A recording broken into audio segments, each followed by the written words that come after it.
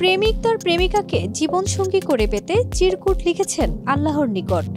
এমনই একটি চিরকুট পাওয়া যায় পাগলা মসজিদের দান বাক্সে। অনেকের বিশ্বাস, এই পাগলা মসজিদে দান করলে পূর্ণ হবে মনোবাসনা ও চাওয়া পাওয়া।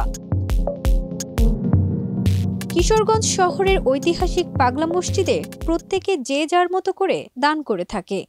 কেউ বা টাকা পয়সা, আবার কেউ বা করে থাকে পণ্যদ্রব্য বা অন্যান্য সামগ্রী। প্রতি ৩ মাস পর পর দানবাক্সগুলো খোলা হয়। আজ সকালে দানবাক্সগুলো খোলা হয়েছে। এতে মিলল রেকর্ড ২৭ বস্তা টাকা ও বিপুল পরিমাণ স্বর্ণালঙ্কার। এছাড়াও রয়েছে মনোবাসনা পূর্ণ করতে বিভিন্ন চিরকুট।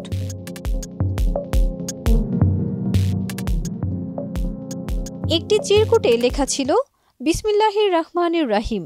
আমি একটা মেয়েকে ভালোবাসি, কিন্তু মেয়েটা আমাকে ভালোবাসে না।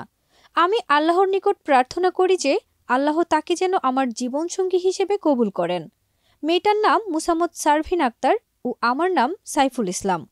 আপনারা আমাদের জন্য দোয়া করবেন, আল্লাহ যেন আমাদেরকে কবুল করেন। এমনই আরেকটি চিরকুটে লেখা, আল্লাহ আমি যেন একটা মানসম্মত নাম্বার পাই, একটা ভালো কলেজে ভর্তি হতে পারি, আমার মাথার সব খারাপ চিন্তা দূর হয়ে যায়।